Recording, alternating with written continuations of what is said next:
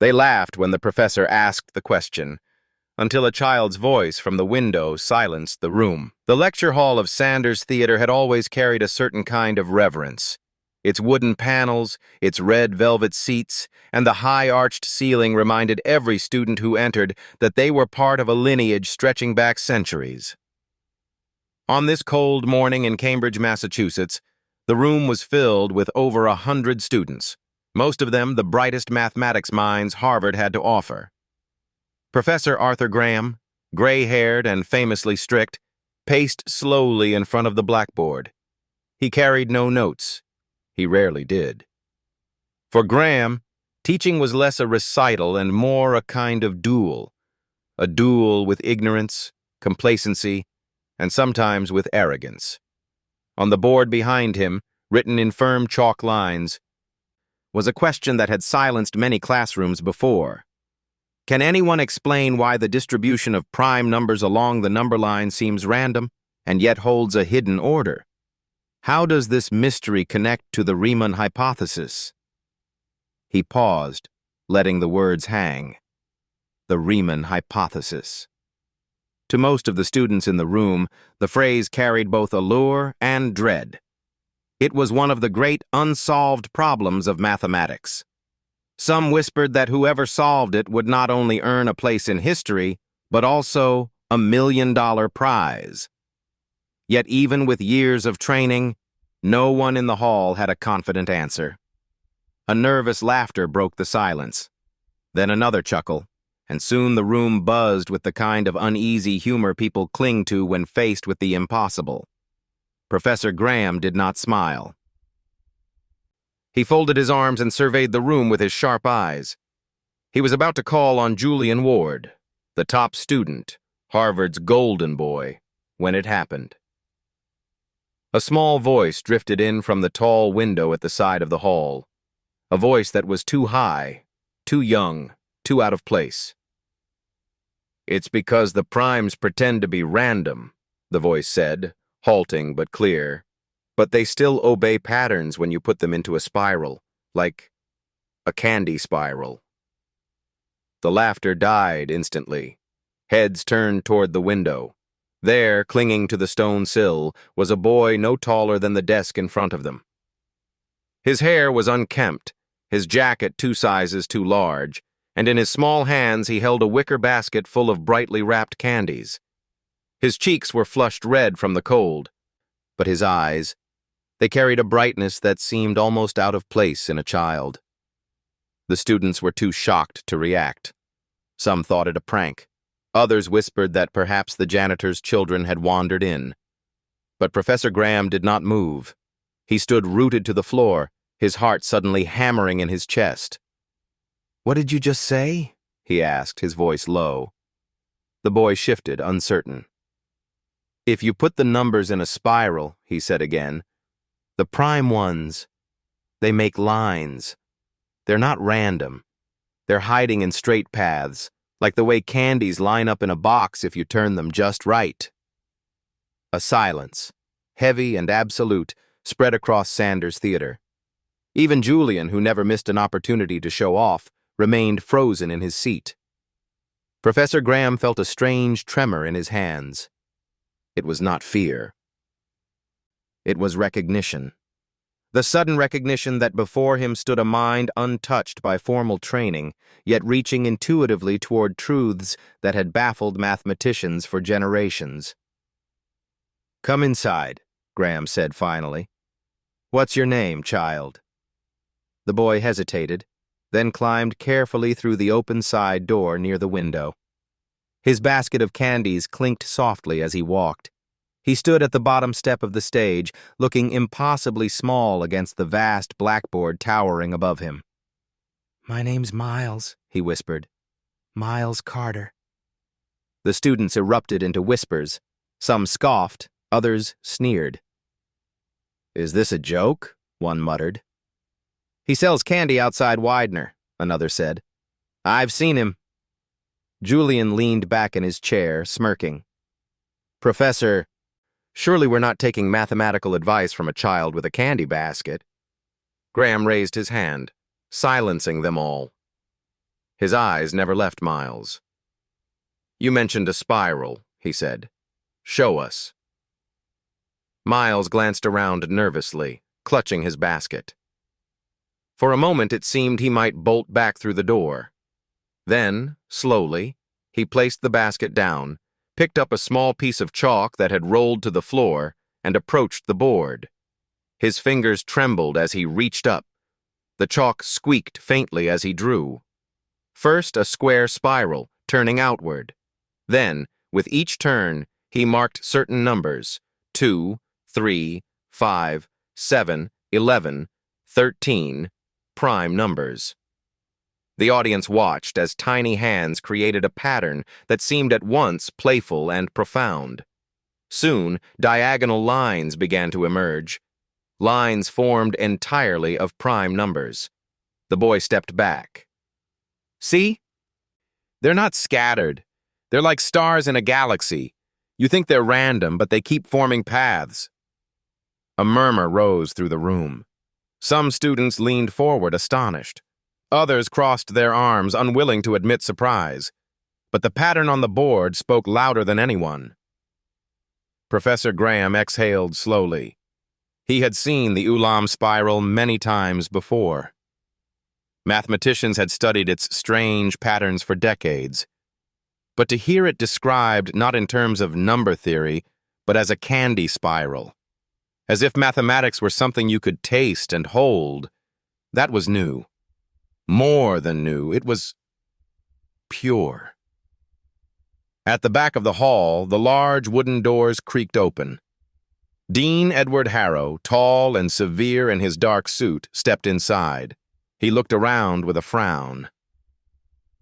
"What is this disturbance?" Harrow's voice carried through the hall.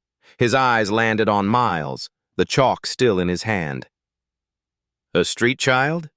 In Harvard's theater?" Miles froze. The whispers swelled again, sharp as knives. The boy bent to pick up his basket, ready to flee. But before he could, Professor Graham spoke. His voice was firm, steady, cutting through the rising noise. "This boy," he declared, "has just silenced a room full of Harvard students with a truth most of them failed to see. I suggest we listen." The words fell like stones into water, sending ripples across the hall. Some students shifted uncomfortably. Julian scoffed, but his smirk faltered. Eliza Moore, seated quietly in the third row, felt her heart tighten as she watched the boy's frightened face.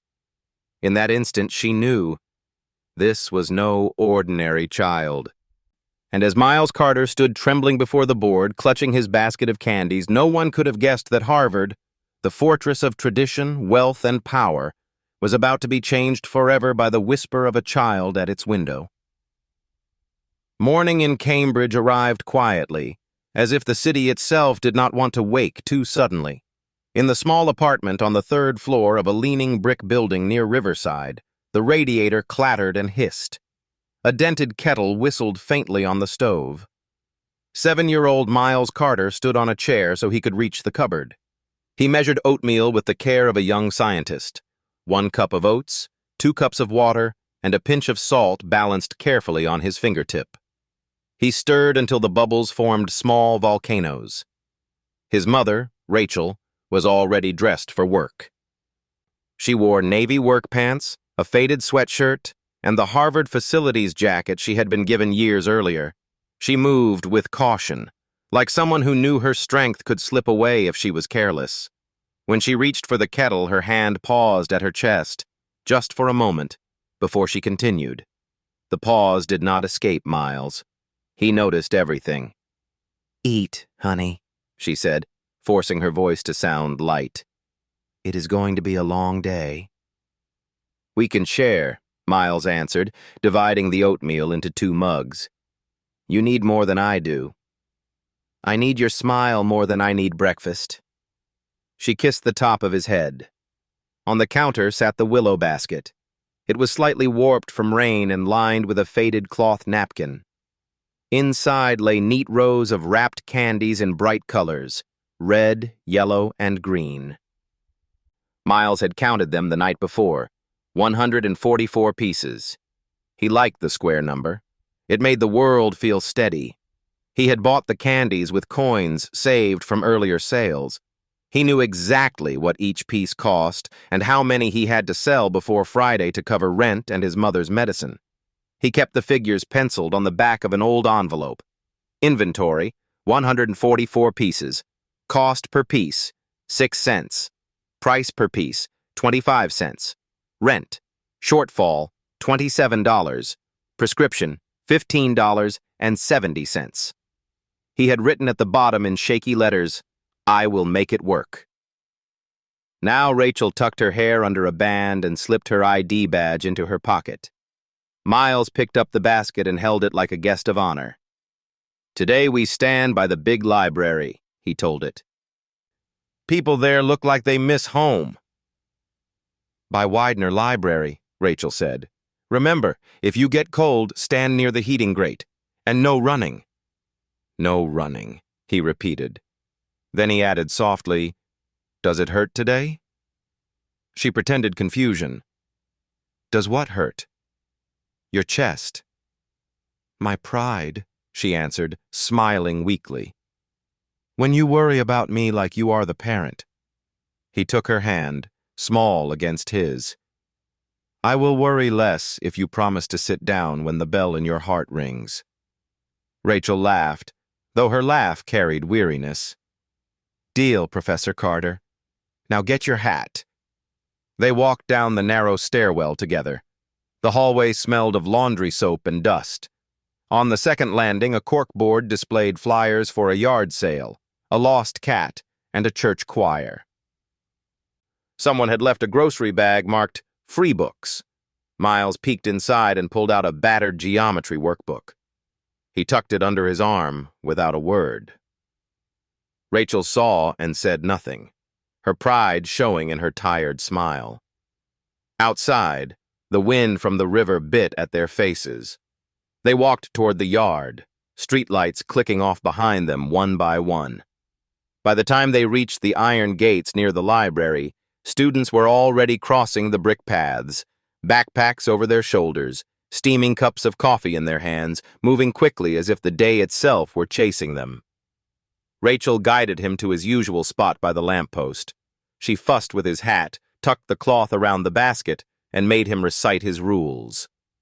"Be polite. Count change twice. If anyone says go, I go. If anyone needs help, I help. If I get cold, I stand on the grate and think about soup." She kissed his forehead. "I will meet you after my shift. We will walk home together." As she disappeared into the crowd, Miles climbed onto the stone bench, set the basket before him, and waited. He did not shout like other vendors. He stood patiently, letting the footsteps come to him. He had noticed that customers arrived in clusters, a few at the top of the hour, more at 10 past, then a lull. He had no name for it, but he felt the rhythm of numbers in the pattern of strangers. "Would you like some candy?" he asked a young woman with a scarf the color of lemons. She smiled and shook her head. "Too early. Maybe later." Another student approached, his arms full of books. "Cherry," he muttered. "2 pieces." Miles gave change without looking, his fingers quick and sure. He checked himself by counting 2 different ways. It pleased him that numbers always agreed in the end. Between customers, he opened the geometry workbook. One page explained that the sum of the angles in a triangle is 180 degrees. He folded a corner of the page and smiled. "Half a circle," he whispered to himself. A girl in a knitted hat approached. She looked only a little older than the students, but there was kindness in the way she stood. "You again," she said. "How is business today?" "Better when people are cold," Miles answered. "Sweet things help then." "Economics of winter," she laughed, buying a mint. "What is your name?" "Miles." "I am Eliza," she said, then noticed the careful arrangement of candies. "You organize them by color?" "And by remainder." he explained, a little shy. If you count by fives, the reds are what is left over. Eliza tilted her head. You like patterns? They are like promises, Miles said. She smiled and left, her name now safe in his memory. Later, a man in a wool cap stopped. His fingers were stained with oil.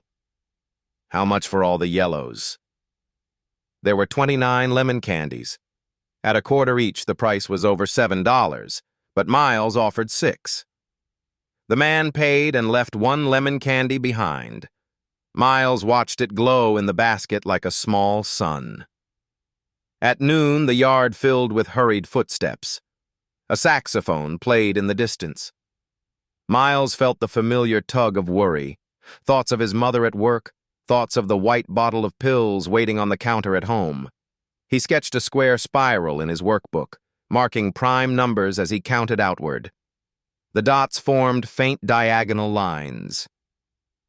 They reminded him that the world, though messy, often carried a secret order. By the time the sky turned gray, he had sold most of the basket.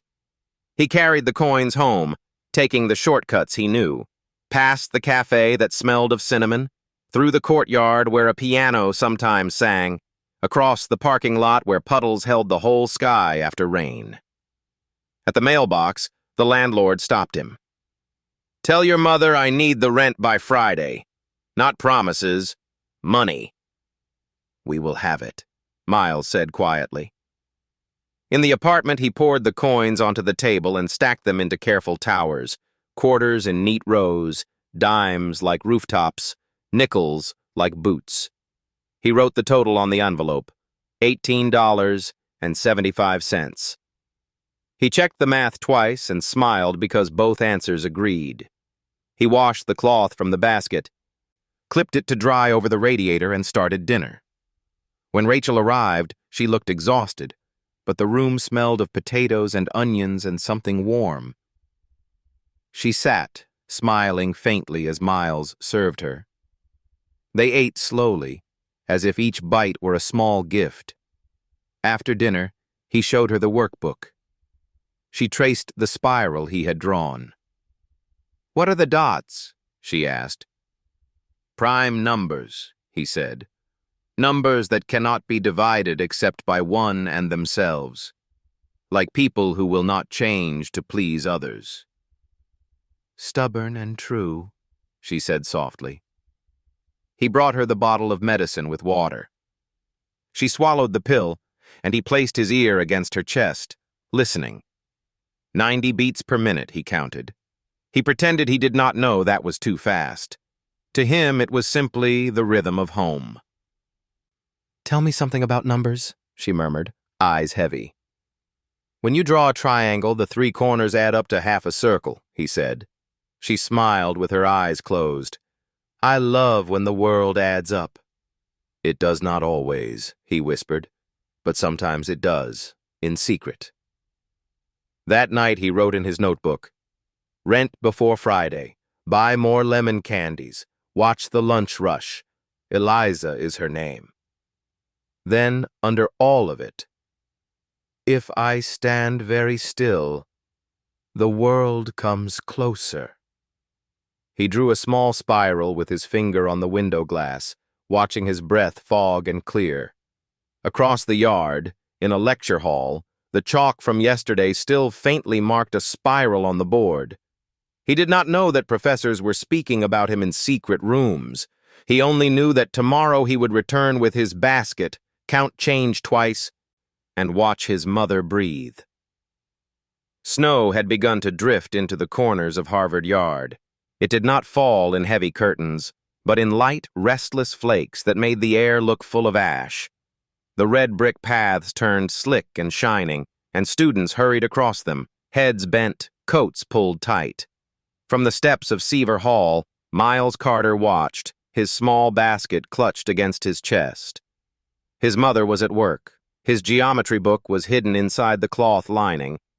He had promised himself he would not speak to the professor again unless spoken to. But part of him, small and stubborn, wished that someone would notice. Inside Sever Hall, a mathematics lecture was beginning. Professor Arthur Graham stood before the blackboard, the usual sternness in his shoulders. Among the students filing in was Julian Ward. He carried himself with the calm of someone who had never been forced to question whether he belonged. His family name opened doors. His father, a banker. His mother, once a visiting scholar. Julian had been raised on the idea that excellence was his birthright. He sat in the front row, legs crossed, notebook ready, eyes sharp. He loved the sound of his own voice in class, the way others turned their heads when he spoke. Harvard had always been his stage. When Graham began his lecture, Julian expected the usual rhythm, a question, silence, and then his chance to shine. But today the silence lasted longer than he wanted. Professor Graham seemed distracted. His chalk hovered. At last he turned, eyes scanning the rows of students. "Last week," Graham said, "we witnessed something unusual." Whispers passed through the room. Everyone remembered the boy at the window, the laughter that had turned into astonishment. Julian's jaw tightened. He had spent nights trying to push away the memory. A child with a basket of candies had spoken words that silenced an entire class. A child had stolen the spotlight that belonged to him. Graham continued.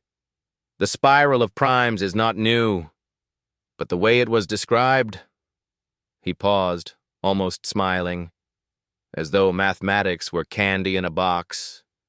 That was a gift of imagination we must not dismiss. Julian could not bear it. He raised his hand. "With respect, Professor," he said, his voice smooth, "this is Harvard. We do not take instruction from children, especially not children who sell sweets on our steps." Laughter rippled through the hall, but it was uneasy. Some students smirked. Others looked down at their desks.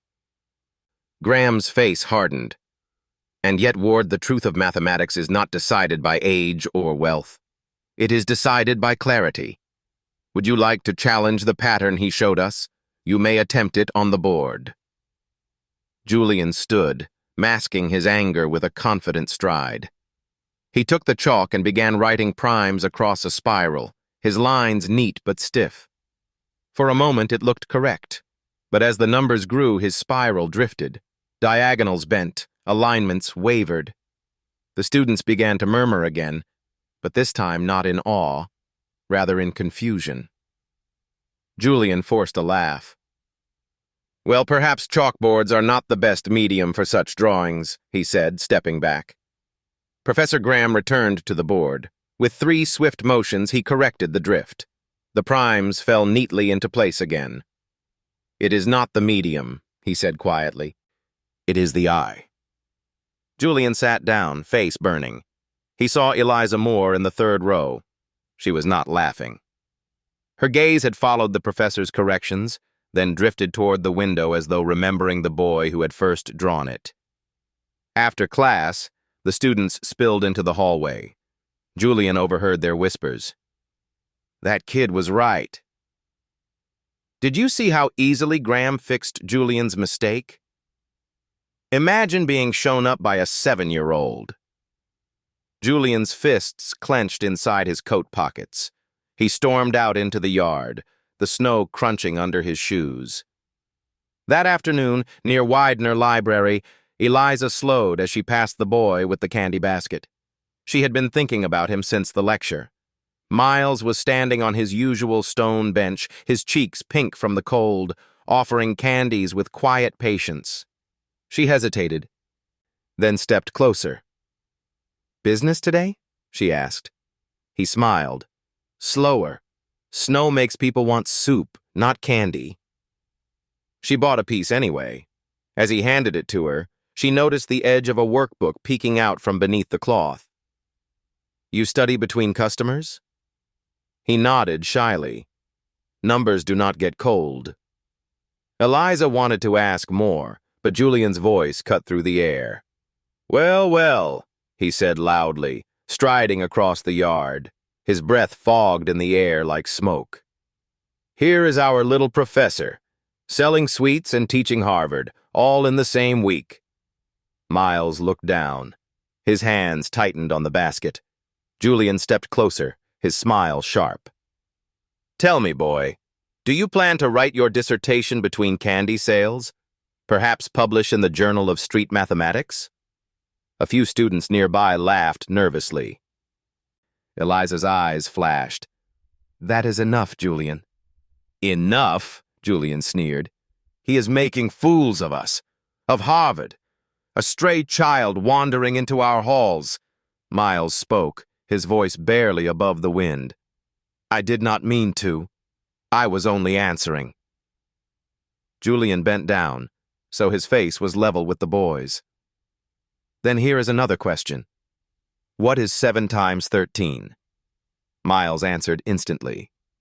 91. Julian blinked. "Lucky guess." Miles tilted his head, his voice steady. "It is not luck. Numbers keep their promises." The small crowd chuckled, but this time not with Julian. Eliza stepped forward, putting herself between them. "Go back to class, Julian. You are wasting your time here." Julian straightened, his pride wounded again. He looked at Miles with a glare that promised trouble. Then he turned on his heel and strode away. When evening fell, Eliza returned to her dorm room in Adam's house. She sat at her desk and opened her notebook. Inside, she had copied the boys' spiral. Every number, every line. She traced it with her finger, feeling the quiet order of it. Outside, snow drifted softly against the windows. She thought of the boys' small hands arranging candy as though the world itself were a puzzle to be solved. She thought of Julian's scorn, and of Professor Graham's stern defense. Something was happening at Harvard. Something that did not fit inside its gates of tradition and wealth. A boy from the streets was holding a piece of truth that others had overlooked, and Eliza, for reasons she could not yet name, felt that she must stand beside him. Meanwhile, Julian lay awake in his room, staring at the ceiling. His pride had been pierced twice in a single week. He remembered the laughter of his classmates, the correction on the board, the way Eliza had looked at the boy with something close to admiration. He clenched his jaw. "A child will not replace me," he whispered into the dark. "Not here. Not at Harvard." And so jealousy took root, quiet and poisonous, in the heart of Harvard's star student. The corridors of University Hall were hushed, as if the very stones knew the weight of the conversations that took place inside. Oil portraits of past deans lined the walls, their stern eyes following each step. A faint smell of polish lingered in the air, mixed with the winter wind that slipped in through the old windows. Professor Arthur Graham walked slowly up the stairs, his hand brushing the rail polished smooth by generations. His summons had arrived that morning in a crisp envelope slipped under his office door. "Dean Edward Harrow requests your presence at once." The wording was formal, but the tone was unmistakable. It was not a request. When Graham reached the top floor, the secretary opened the tall oak door without a word. Inside, the dean's office stretched wide, lined with shelves of leather-bound volumes and cabinets that gleamed in the low light. Behind a heavy desk sat Edward Harrow himself. He was tall even while seated, his shoulders square, his gray suit immaculate. A gold watch glimmered faintly on his wrist as he folded his hands. "Professor Graham," Harrow said, his voice deep and measured. "Do sit." Graham lowered himself into the chair opposite. He kept his posture upright, his face composed, though inside his stomach felt heavy. He had been at Harvard for 25 years. He had faced committees, critics, even his own students' sharp tongues. But few men unsettled him like Edward Harrow. "I imagine you know why you are here," Harrow began. "I have a suspicion," Graham answered. The dean leaned back. Then you must also know that I am not pleased. Reports have reached me that you allowed an unsupervised child to participate in your lecture. In Sanders Theater, no less. Graham met his eyes. The boy, Miles, spoke with clarity. He saw a pattern the class could not. Harrow's lips curved in something that was not quite a smile. And is Harvard now in the business of admitting street vendors as scholars? Shall we hang their baskets beside our diplomas? The words stung, though Graham did not flinch. Truth is truth, Dean Harrow. It does not matter who speaks it. On the contrary, Harrow said sharply, it matters very much. This institution has stood for centuries on tradition, on the careful shaping of reputation. A whisper out of place can undo years of work. What do you suppose the newspapers would print if they heard of this? Harvard professors take lessons from Candy Boy. We would be ridiculed. The silence stretched. Graham studied the dean across the desk. Harrow's eyes were clear and cold, like a man who had never doubted his own authority. You are asking me to ignore what I saw, Graham said finally. I am telling you, Harrow replied, leaning forward, that if you value your position here, you will end this nonsense. The boy is not Harvard material. He has no family name, no record, no future that belongs in these halls. He is an orphan waiting to happen, a distraction. Let him sell his sweets. Do not drag him into my classrooms. Something flickered in Graham's chest. Anger, but also a kind of sorrow. He thought of Miles's small hands drawing a spiral, of his timid voice describing numbers as if they were stars. He thought, too, of the boy's mother, her tired face, the way her coat seemed always one season too thin. Harrow, Graham said softly, have you forgotten what it means to see genius in its raw form? To see it untrained, untouched, and hungry? Harvard was built on minds that did not fit the mold. If we turn him away, we protect the dignity of our institution, Harrow cut in. That is my duty, and it will remain yours if you intend to stay here. For a long moment, neither man moved. The office was silent but for the faint ticking of Harrow's watch. Finally, the dean rose to his full height. You will not bring that child into another lecture. Do I make myself clear? Graham stood as well. His voice was steady. Perfectly.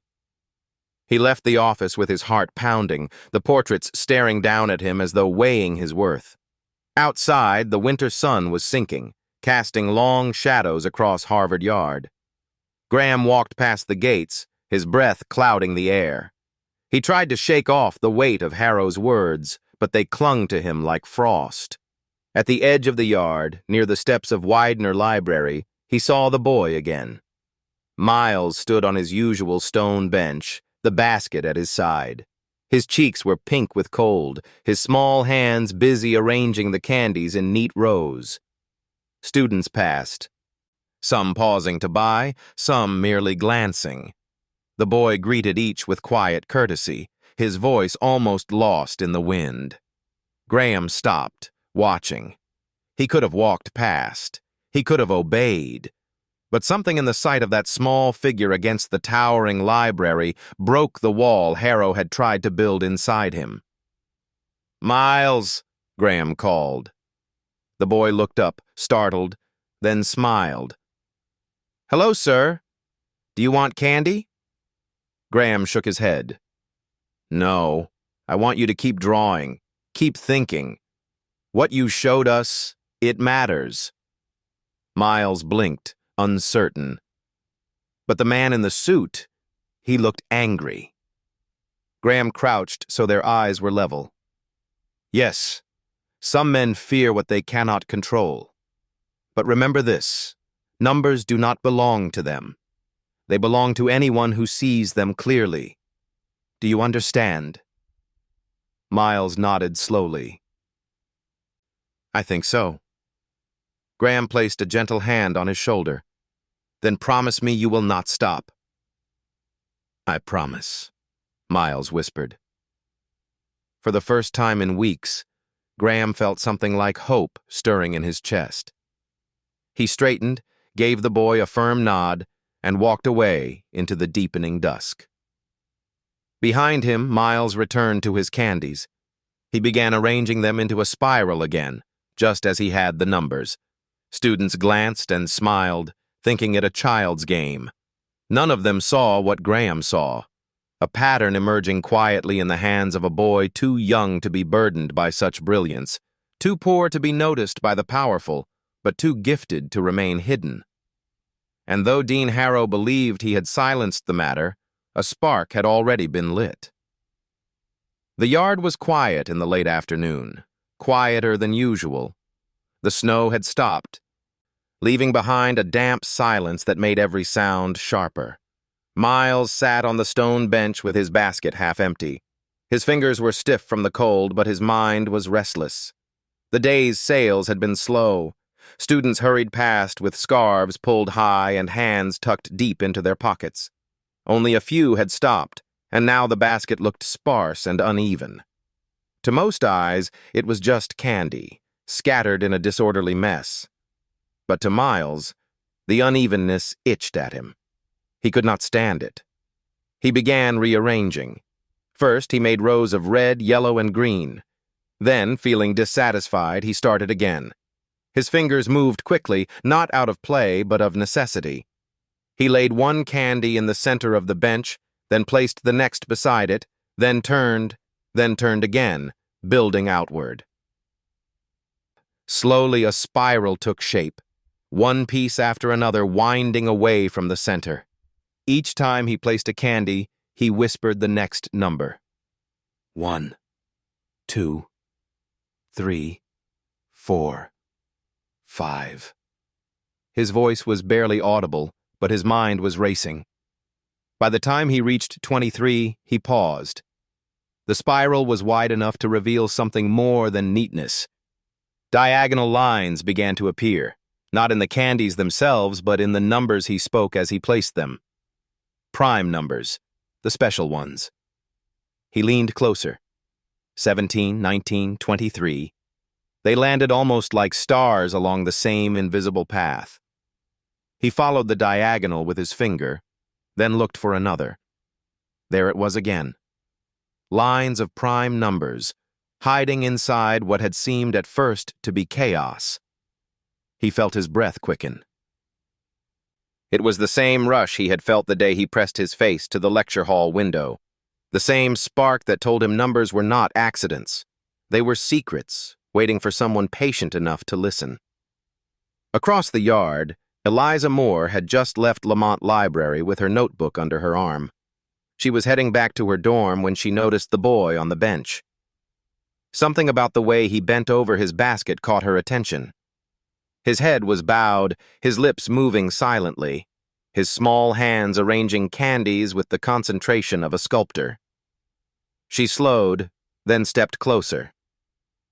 "What are you doing?" she asked gently. Miles jumped, startled. A red candy rolled off the bench onto the snow. He scrambled to pick it up. "Sorry," he mumbled. "No need to be sorry," Eliza said. She crouched beside him, her breath visible in the cold air.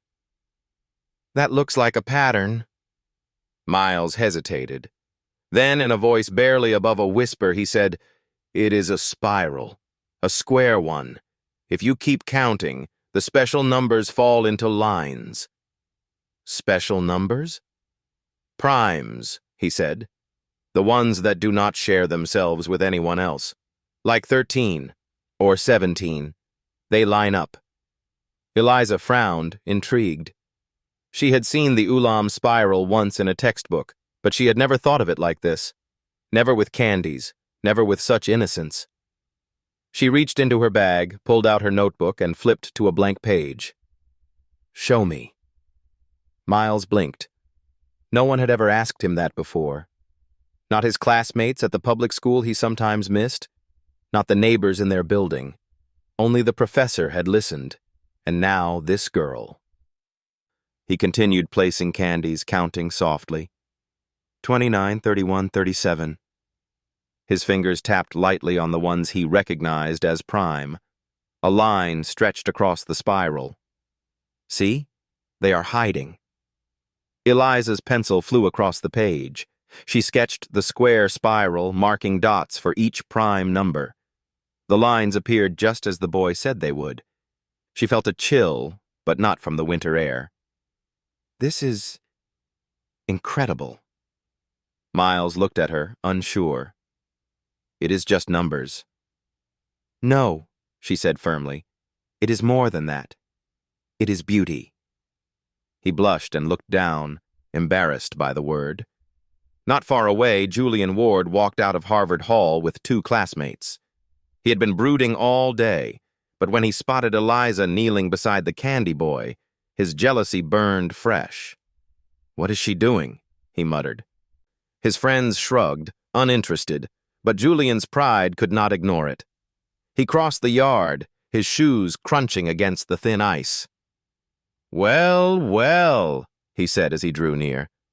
"If it isn't our little mathematician. Teaching another class, are we?" Miles shrank back, clutching the basket. Eliza rose to her feet. "Julian, not now." Julian's eyes narrowed. He glanced at the spiral of candies, then at the drawings in Eliza's notebook.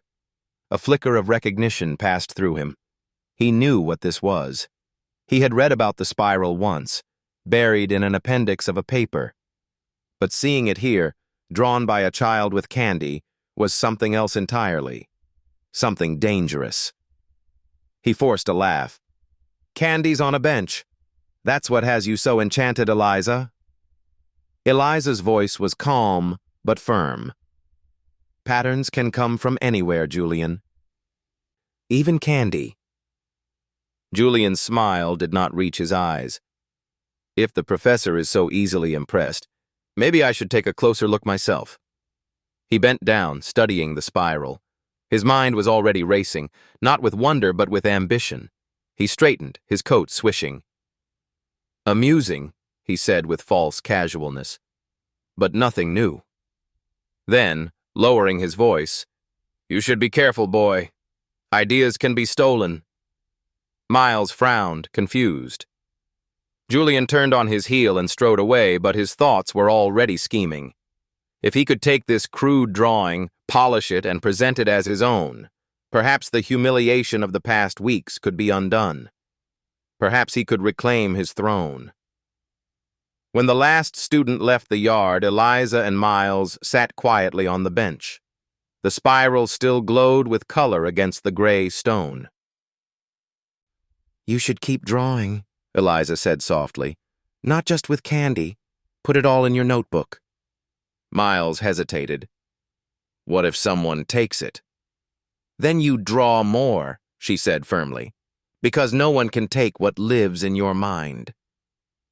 He nodded slowly, pressing her words into his memory. He gathered the candies back into the basket, careful not to break the pattern in his head. That night, back in his small apartment, he opened the battered geometry workbook.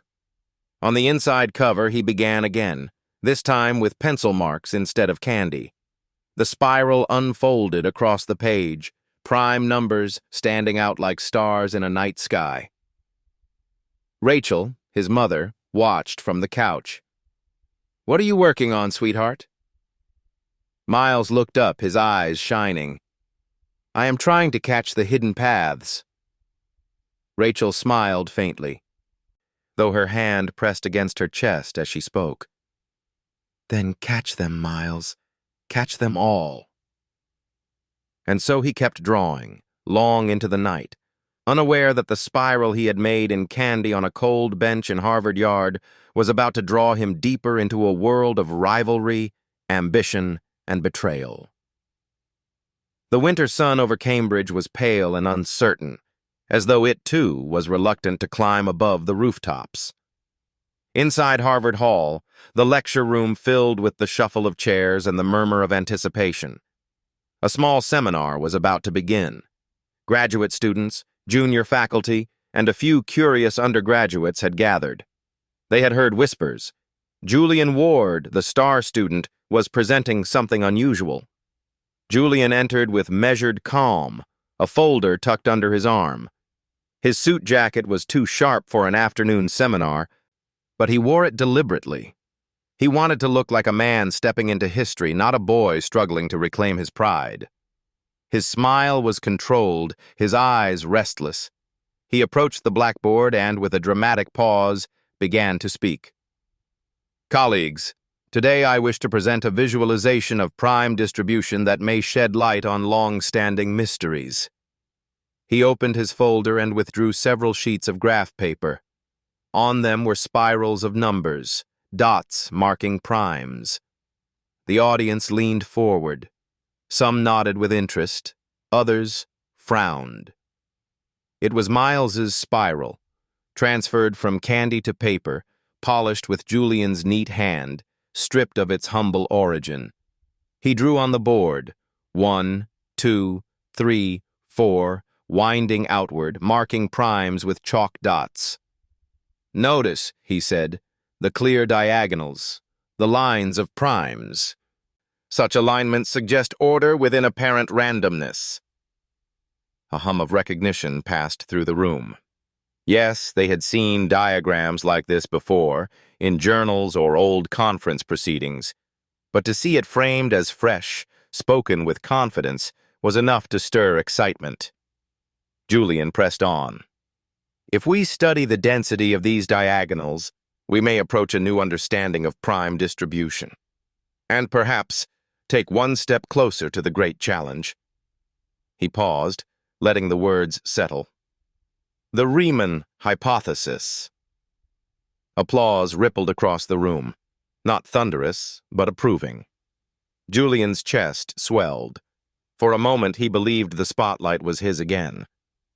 But Professor Graham, seated at the back, narrowed his eyes. He had seen such spirals before, yes, but something in Julian's words rang hollow. The explanation lacked the spark he remembered from the boy at the window.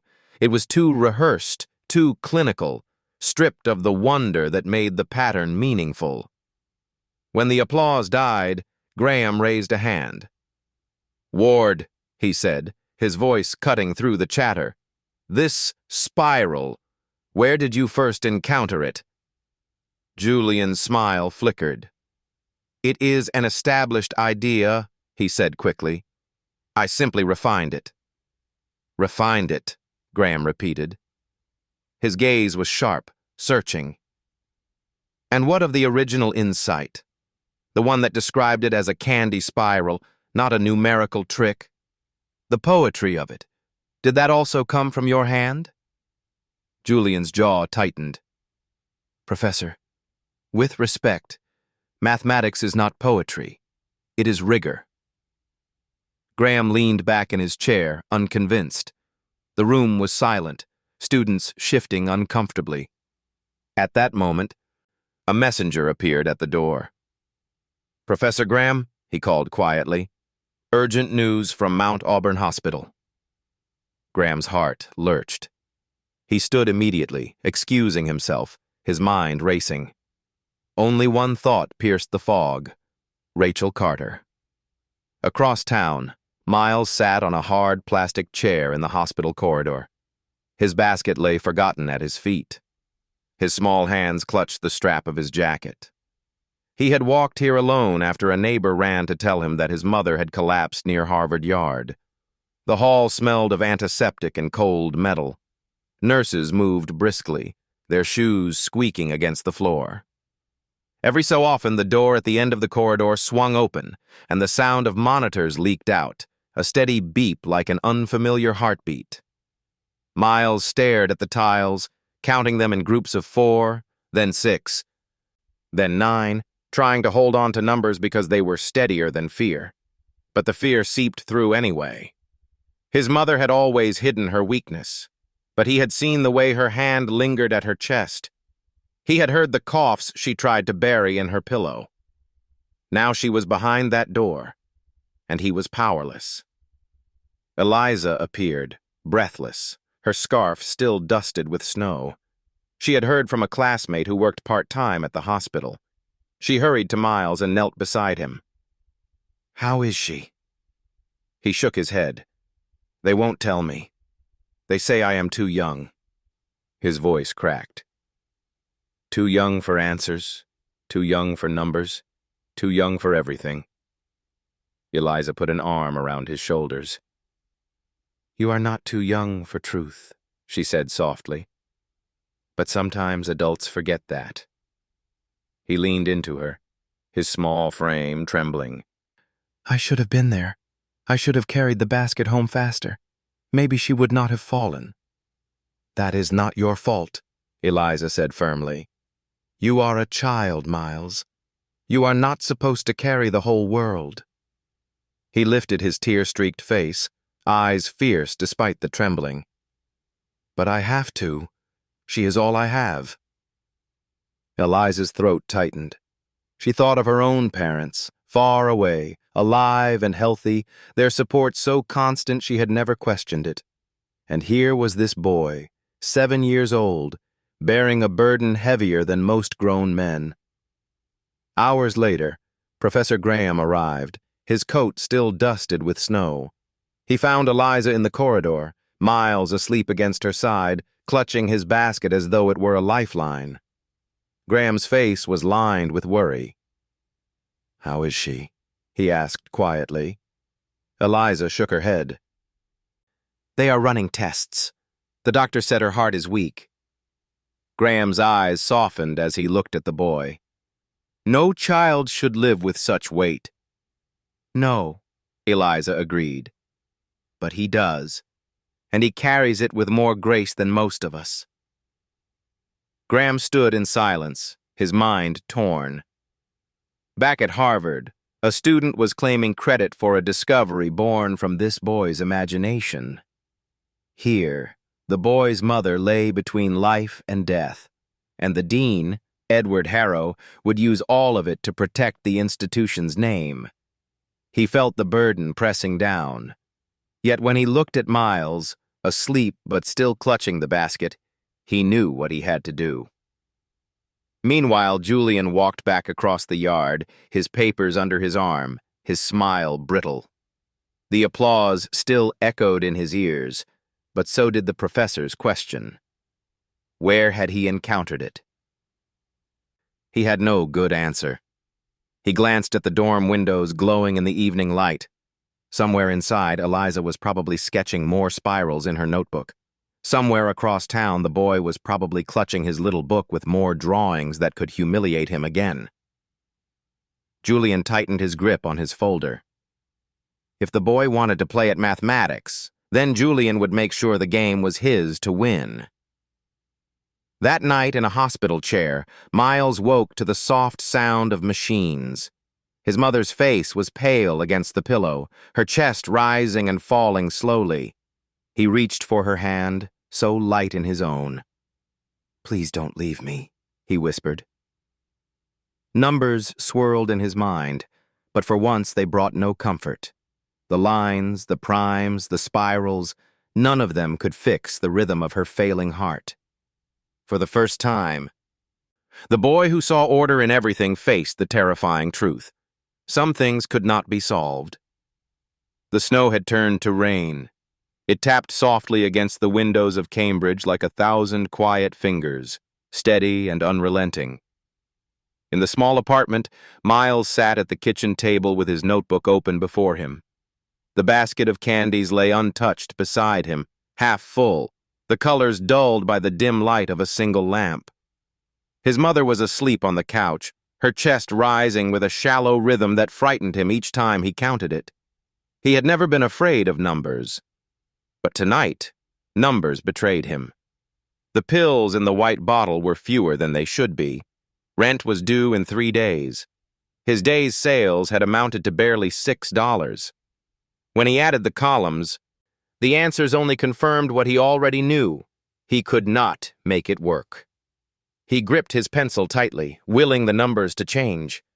But they held steady, cold and final. His throat tightened. Finally, he closed the notebook and pulled a loose sheet of paper from beneath the pile. His hand trembled as he began to write. The letters leaned unevenly, small and childlike, but the words carried the weight of a grown man's sorrow. Dear Professor Graham, I am sorry if I caused trouble in your class. I did not mean to. I only wanted to answer because the question was too beautiful to leave empty. I know I do not belong at Harvard. I am just a boy who sells candy. But please do not let them laugh at the spiral. It is real. The numbers are hiding, and I tried to catch them. If I cannot come back, would you keep my notebook safe? It is the only thing I have made that feels true. Yours, Miles Carter. He set the pencil down, staring at the crooked lines of his own handwriting. For a moment, he imagined the professor reading it, maybe shaking his head at the clumsy words, maybe smiling a little. That thought gave him just enough courage to slip the notebook into his coat pocket, tuck the letter on top, and step into the rain. The streets were slick with reflections of gas lamps. His small boots splashed through puddles as he walked quickly, hugging his coat tight against the wind. Harvard Yard loomed ahead, dark except for the scattered glow of lamplight on the wet bricks. He knew where the professor's office was, Jefferson Hall, 2nd floor. He had stood outside once before, too shy to knock. Now, in the late hour, the building was silent.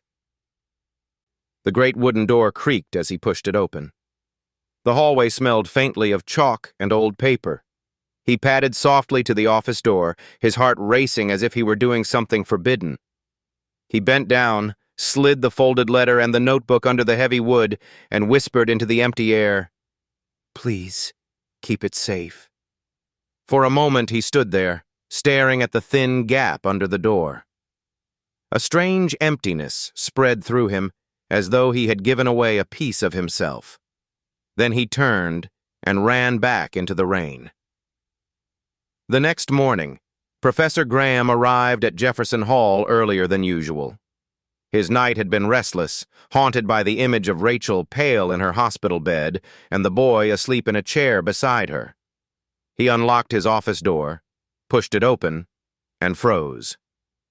On the floor lay a notebook, damp at the edges from the rain, and a folded letter addressed in uneven handwriting, for Professor Graham. He picked it up carefully, unfolded the letter, and read. As the words sank in, a heaviness filled his chest. He looked at the notebook, hesitated, then opened it. Inside, page after page burst with numbers, spirals, and diagrams. Some were neat, others scrawled in haste, but together they formed a map of a mind both innocent and brilliant. There were prime spirals, strange sequences, even notes comparing the beat of a heart to the rhythm of numbers. Graham sat down heavily, the notebook open before him. He ran his fingers over the pencil marks, feeling as if he were touching something holy. This was not the idle scribble of a child. This was genius, raw and untamed, begging for guidance. He whispered aloud, "Miles, what have they done to you?" The door opened suddenly. Dean Harrow stepped in, his tall frame casting a shadow across the room. His eyes landed immediately on the notebook. "What is this?" he asked sharply. Graham closed the cover instinctively. "Nothing that concerns you." Harrow's gaze hardened. He crossed the room in long strides, his polished shoes echoing. "You forget yourself, Professor. Everything that enters these halls concerns me." He snatched the notebook from the desk and flipped through the pages. His expression shifted from irritation to astonishment, then quickly to calculation. "Remarkable," he murmured. "Primitive, but remarkable." "Give that back," Graham said, rising to his feet. Harrow ignored him. "Do you realize what this could mean for Harvard? A child from the streets, a so-called prodigy, discovered under our roof, with the right shaping, with the right ownership. This could be presented as a Harvard breakthrough." Graham's hands clenched at his sides. "Ownership? These are not your ideas. They are his." "And what is he?" Harrow shot back. A boy with no records, no future. His mother is dying, for heaven's sake. Do you expect me to allow a sick woman's child to become the face of Harvard mathematics? No, Professor. This notebook belongs to Harvard now, and Harvard will decide how the world sees it. Graham felt a chill run through him. You would steal from a child? I would protect the institution, Harrow said coldly. That is my duty. He tucked the notebook under his arm and turned to leave. Consider this, Graham. Your loyalty is to Harvard. If you fight this, you will not last here. Think carefully before you choose. The door shut behind him with a final, echoing click. That evening, Miles sat by his mother's hospital bed. Rachel's breathing was shallow, her hand limp in his. He stared at the floor, wondering if the professor had found his letter. He hoped so. He hoped the notebook was safe. Eliza came quietly into the room, carrying a small bag of fruit and a thermos of soup. She placed them on the table and sat beside Miles. Any news? She asked softly. He shook his head. I gave my notebook to the professor. I thought maybe he would understand. Eliza squeezed his shoulder. If anyone will, it is him. Miles nodded, but his heart felt heavy. He could not shake the feeling that something had been taken from him, not just the notebook, but the small flame of hope it carried. In University Hall, Dean Harrow locked the notebook in his cabinet. He stood by the window, staring out across the yard. Snowflakes drifted in the lamplight. Students hurried across the bricks below, unaware of the theft that had just taken place. Harrow's lips curved into a thin smile. Harvard will have its discovery, he said to himself, and no one will remember the boy who sold candy. But somewhere, deep in the night, the promise of a child's genius waited to be defended. Morning light pressed weakly through the high windows of Jefferson Hall. The snow had stopped in the night, and the yard shone with a thin crust of ice that cracked under hurried shoes. Inside the lecture room, the old radiators hissed and clanked. Students shuffled in, shook the cold from their sleeves, and took their places with the usual rustle of notebooks and whispered jokes.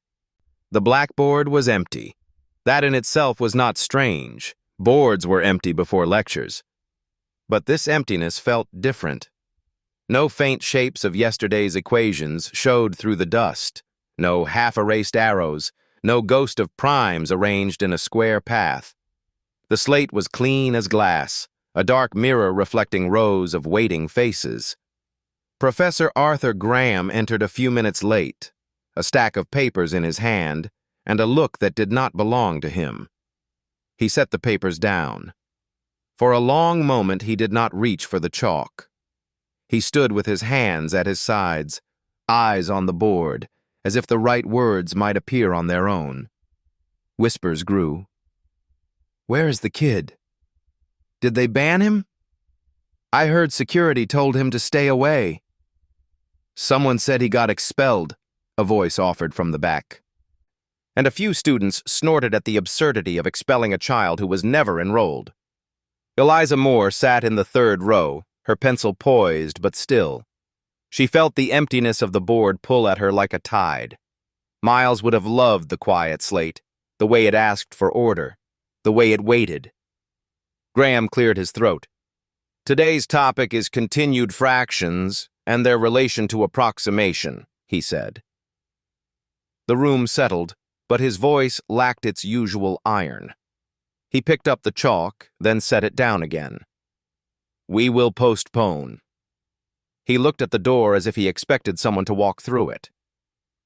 Julian Ward lifted an eyebrow and leaned back in his seat.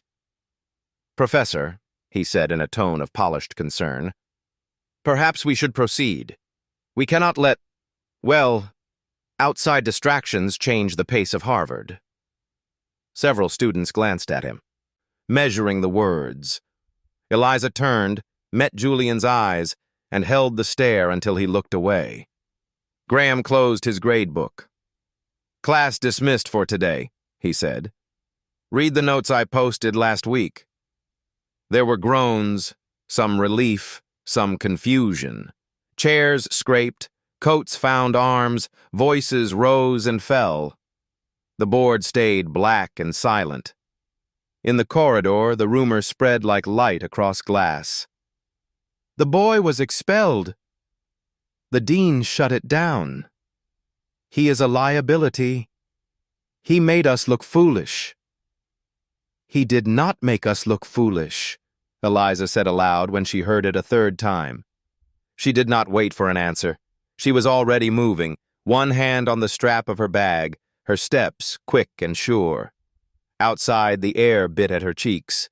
She crossed the yard, passed the gate, and stepped into the city streets. She did not check her phone or ask anyone's permission. She had only a handful of facts and one clear feeling: find them. The apartment building on Riverside looked smaller in daylight, its bricks dark with melt. The stairwell smelled of old water and detergent. Eliza knocked on the door she remembered. No one answered. A neighbor opened the door across the hall and looked her over with a cautious kindness. "Are you the girl who brings the boy soup sometimes?" the woman asked. "I brought him fruit once," Eliza said. "I am a friend. Is he here?" "Hospital," the woman said. "Mount Auburn. His mother fell again. He left before dawn." She pointed to a folded bus schedule stuck in the crack of Miles's door, as if it were a note. Eliza thanked her and ran. At Mount Auburn, the winter light felt whiter, the halls brighter. The smell was clean and serious. Eliza asked at the desk and was sent to a floor where the lights were softer, and the machines hummed like steady insects. She found them in a small room with a narrow window. Rachel lay on the bed, her hair pulled back, a clear tube resting under her nose. A monitor blinked in calm green. Miles sat in a plastic chair at her side, his hands folded, his feet not quite touching the floor. The basket was on the floor near his shoes, as if it too were keeping watch. Eliza knocked once on the frame and stepped in. "Hi," she said. Miles stood so quickly his chair scraped. "Eliza," he said, and his voice broke on the name. She placed a hand gently on his shoulder. "How is she?" "They say her heart is tired," he whispered. "They are doing more tests. They let me stay if I sit quiet." Eliza nodded. She looked at Rachel's face. Even in sleep it had a soft bravery. "The board was empty today," she said after a moment. "People are saying things." Miles went still. "What things?" "That you were expelled," she said, keeping her voice even. "That you are not allowed on campus." She waited, ready to catch whatever fell out of the silence. "I did not belong there," he said at last. He did not cry. The words were flat, practiced, like facts he had repeated until they no longer hurt. "You drew something true," Eliza said. "That belongs anywhere." He did not answer. He watched the monitor. Beep. Pause. Beep. He counted under his breath until the numbers soothed the tightness in his chest. A nurse came in with a chart. She smiled at them both and adjusted the blanket. When she left, the room was quiet again, except for the machine and a faint car horn in the distance. Eliza sat. "Miles," she said, "the professor dismissed class. He is worried." She hesitated, then added, "The dean is involved. He does not want talk of you. He does not want your name near the board." "Because of me?" Miles asked. "Because I am small?" "Because he is small," Eliza said. Her voice was calm, but her hands had clenched into fists without her permission. They sat like that for a while, watching Rachel breathe, listening to the small human sounds a hospital makes when it is doing its best. The window light thinned and turned pale blue. Professor Graham found them near dusk. He had walked from the yard without feeling the cold. A nurse led him down the hall, and he stopped in the doorway as if afraid to step on sacred ground. "Miles," he said softly. The boy stood, wary and hopeful all at once. "Professor," he said, "did you get my letter?" Graham nodded. He stepped into the room, closed the door, and sat on the chair beside Eliza. He looked older than he had in class. "I did. I read your notebook." Miles's eyes lifted, then dropped. "I left it because I thought it would be safe." "Is it safe?" Graham hesitated. Truth pressed at his ribs. He looked at Eliza, then at the boy. "I am sorry," he said. "The dean took it." Miles did not speak. He seemed to fold in on himself like paper. Eliza reached for his hand and held it. "He said it belongs to Harvard," Graham continued, the words bitter in his mouth. "He is wrong. It belongs to you." "How do I get it back?" Miles asked. His voice was small but steady. "We will," Graham said. "Not today. But we will." He spoke the promise like a vow. "We will make sure your name is not erased." Miles nodded once. He believed the tone, even if he did not see the path. Graham drew a slow breath and looked at Rachel. "How is your mother?" "They say she needs rest," Miles said. "They say we must be patient." Graham's eyes softened. He took a paper bag from his coat. "I brought soup and bread," he said, "from the cafe near the yard. It is not much, but it is warm." Eliza smiled with relief at the ordinary kindness. She poured the soup into a foam cup and handed it to Miles. He cupped it with both hands, grateful for the heat. They ate in quiet sips. The room smelled briefly of tomatoes and basil. Outside, the first stars stood up in the winter sky. A volunteer pushed a cart past with books and magazines. The world carried on with its small mercies. After a time, Graham spoke again. "The board was empty today," he said. "It was the right choice. I will not write on it until you are ready to stand before it again." Miles looked up. "I do not know if I can go back." "You can," Graham said. "You decide when. Not the dean, not me. You."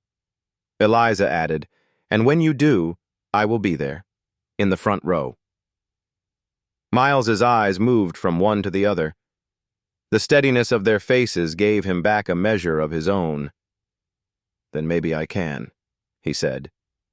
A doctor entered then, a gentle man with gray at his temples. He greeted them, checked Rachel's pulse, read the monitor, and spoke in even tones. The words were not promises, but they were not endings either. He spoke of medicine, rest, and time. When he left, Miles let out a breath he had not known he was holding.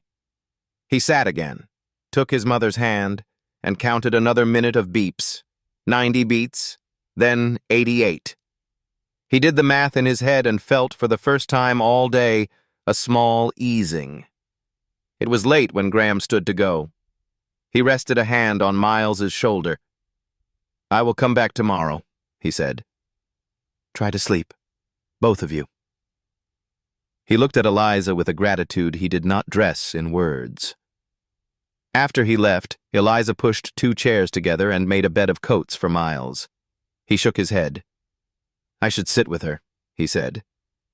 "You will sit better after you sleep," Eliza answered. "I will wake you if she stirs." He obeyed. Children who carry weight learn to trust clear instructions. He curled up, the basket against his knees, and was asleep in moments, as only the exhausted can sleep. Eliza took the chair by the bed. She watched Rachel breathe, watched the monitor write its patient poem. She thought of the empty board, the black slate waiting. She thought of the dean's locked cabinet and felt anger rise like heat, then settle into resolve. At midnight, the nurse dimmed the lights. The room hushed. The wind pressed at the window and slid away again. Eliza leaned forward and spoke so quietly even the machines did not seem to hear. "We will not let them erase you, Miles," she said. "We will not let them erase the truth." In the morning, the blackboard in Jefferson Hall would still be clean. Chalk waited in the ledge. Dust lay soft on the tray. The board was silent because silence, too, can be a signal. It can mean a class is over, or a thought is not ready, or a promise has been made and must be kept. It can mean the next mark belongs to the right hand. In a hospital room a mile away, a boy slept, a mother breathed, and a friend kept watch. The day would come when the board would not be silent. But for this night, quiet was the lesson, and hope was the homework, and the only test worth passing was still the one that measured the strength of a small heart beating toward morning. The January wind swept across Harvard Yard like a stern overseer, pushing students toward their classes and rattling the bare branches of the elms. But inside University Hall, behind the heavy oak doors of the council chamber, the air was warm and heavy. A fire burned in the marble fireplace, yet the room felt colder than the yard outside. Dean Edward Harrow sat at the head of the long, polished table. His posture was precise, his hands folded neatly before him. Around the table sat a handful of senior faculty, men with silver hair and measured voices, guardians of the institution's image. They were not here for mathematics, they were here for reputation. Harrow cleared his throat. "Gentlemen, thank you for coming. We have a matter that must remain within these walls." Professor Arthur Graham, sitting halfway down the table, stiffened. He had expected this. He had seen the direction of whispers, the way conversations hushed when he entered a room. Harrow continued. "There is a boy, an outsider, who has intruded into our classrooms. Some of you have heard his name whispered. Miles Carter." A low murmur ran around the table. Some nodded knowingly, others raised brows. "He has no record, no admission, no background that would warrant our attention. And yet, through unfortunate indulgence," Harrow glanced sharply at Graham, "he has been allowed to scribble in our halls. The press has caught scent of it. Already a local reporter asked me about the prodigy candy seller of Harvard Yard." His lips curled as though the words themselves tasted foul. "This," Harrow said firmly, "must be stopped. If we allow such stories to spread, we risk turning Harvard into a carnival. Every beggar child with a trick will line up at our gates." Professor Graham could bear it no longer. He leaned forward, his voice calm but edged. "With respect, Dean Harrow, this boy is no carnival act. His notebook contains insights few graduate students could produce. You would see this if you looked beyond your fear of embarrassment." Harrow's eyes narrowed. "Fear of embarrassment is precisely what protects this university from ridicule, Graham. You are too close to the matter. Compassion clouds judgment." Graham's voice rose slightly. "Compassion is not a weakness. Genius does not ask permission before it appears, and it does not always wear the robes of privilege." A silence fell. The other professors shifted uncomfortably. Some avoided Graham's gaze, others looked at Harrow for guidance. At last, Harrow spoke again, slow and deliberate. "We will not speak of this boy in any official capacity. There will be no record of his presence. No acknowledgement in papers or lectures. His name will not appear in the history of Harvard mathematics." He placed a hand flat on the table. "This is my directive, and I expect it to be followed." That same evening, in a quiet dorm room in Adams' house, Eliza Moore sat at her desk with a candle burning low beside her notebook. The window rattled with the wind, but inside she wrote with steady hand. She had copied every spiral Miles had drawn in candy. She had traced his numbers, his lines, his whispered insights. She knew something precious was being stolen, and she could not let it vanish. A knock startled her. She opened the door to find Professor Graham, his face grave. They are burying him, Graham said without preamble. He stepped inside, lowering his voice. The dean has ordered silence. Miles's name will be erased. Eliza shut the door, her stomach twisting. But his work, his voice, it matters. That is why we cannot obey, Graham said. He pulled a folded sheet from his coat. Next month, at the Harvard Science Festival, I have been asked to deliver a keynote. If we bring Miles forward there, if the public sees his mind, the dean cannot hide him. Truth will be too large to erase. Eliza's breath caught.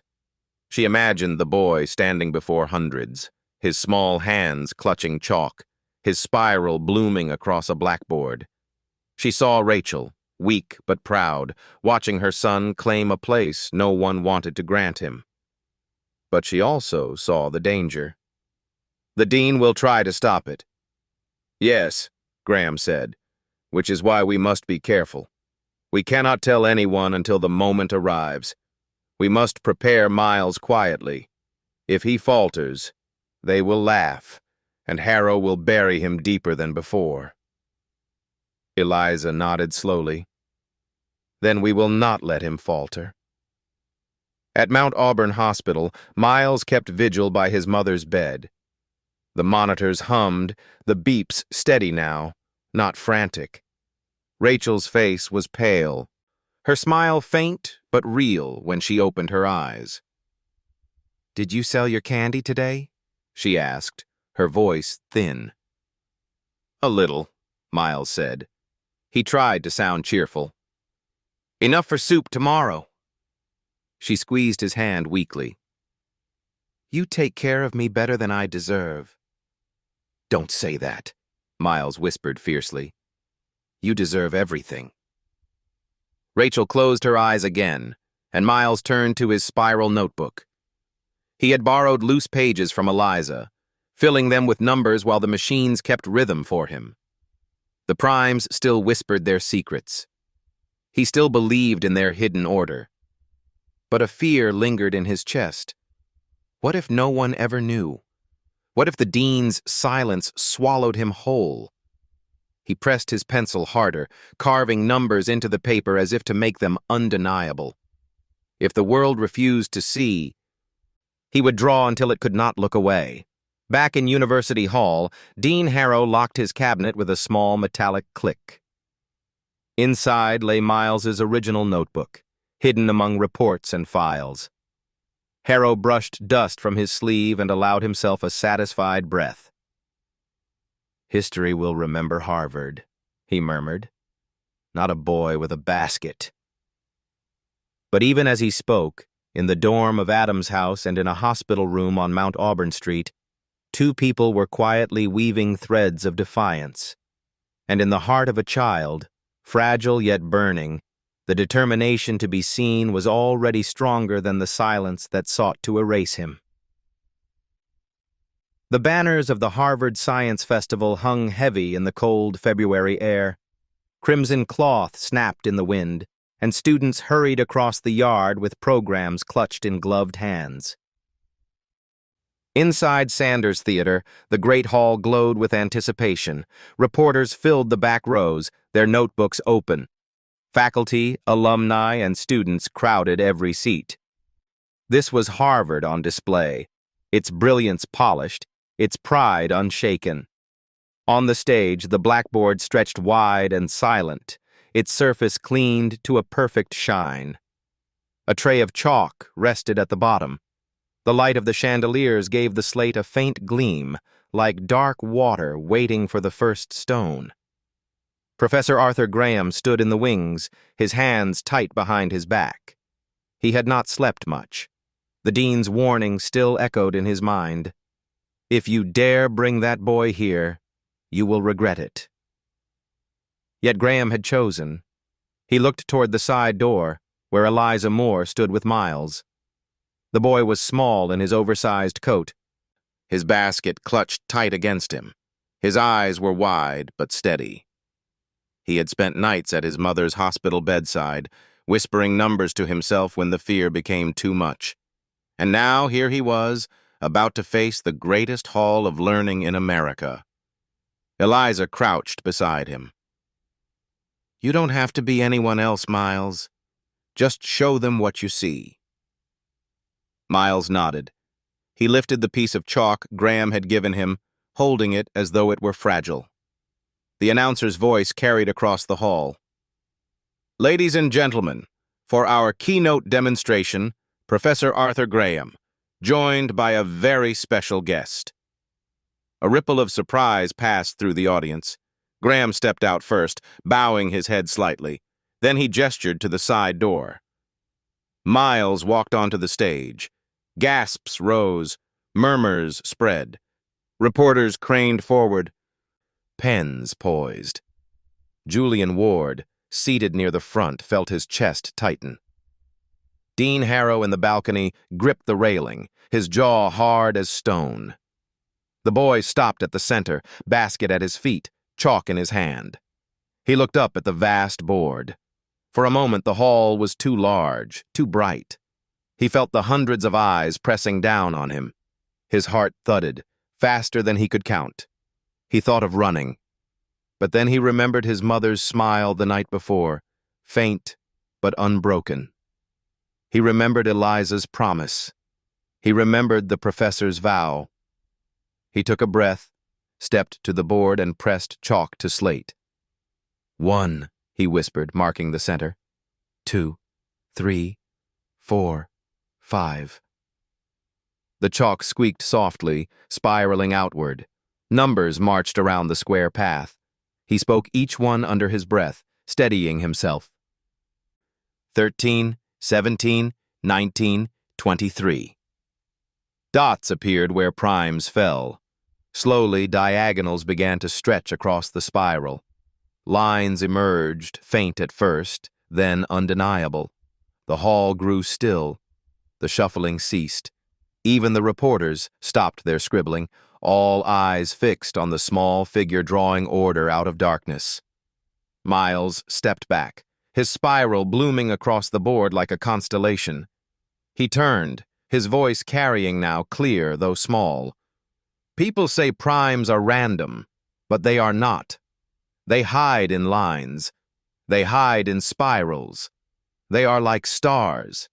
You think they are scattered, but they form paths if you look long enough." The silence was complete. In that vast hall, filled with the brightest minds of Harvard, no one spoke. No one laughed. They simply watched. And then, applause. It began in the back. A single pair of hands, then another. Soon the sound rolled forward, swelling, filling the theater until it shook the walls. Miles stood frozen, bewildered, until Eliza stepped forward and squeezed his shoulder. Graham clapped too, his eyes shining. In the balcony, Dean Harrow rose, his face pale. "This is not sanctioned," he thundered. "This is not official Harvard research." But the applause drowned him out. Reporters scribbled furiously. Cameras clicked. His protests dissolved in the roar of recognition. Julian Ward sat in his seat, his pride collapsing. For all his ambition, he knew he could never have created what the boy had given freely. He lowered his gaze. And then, from the side of the hall, a figure appeared. Rachel Carter, pale and frail, supported by a nurse. She had insisted on coming, against the doctor's advice. Her steps were slow, but her eyes were bright with pride. "Miles," she called softly. He turned, and when he saw her, his face lit with a joy no applause could match. He dropped the chalk, ran to her, and wrapped his arms around her waist. She bent, wincing, and pressed her lips to his hair. The hall, already loud, seemed to pause at that sight. A sick woman, a poor boy, and between them the fragile bond of survival and genius. Professor Graham stepped forward, raising his hand for quiet. The applause softened.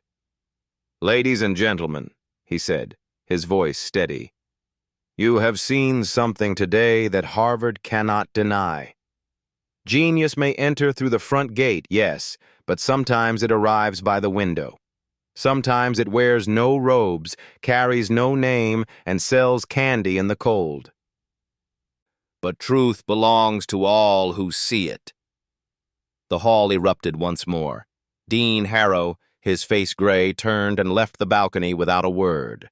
Eliza stood at Miles's side, smiling through tears. Rachel leaned on her son, her smile faint but radiant. Graham, at the blackboard, felt a warmth in his chest he had not felt in years. The chalk lines gleamed white against the dark slate, and though someone would erase them later, the board that afternoon had been marked by a hand too true to forget. It was the board that could not be erased, not by Dean, nor silence, nor time. Thank you, dear friends, for staying with us until the very end of this story. If it touched your heart, if it reminded you of the hidden strength in simple lives, I invite you to stay with our little circle here.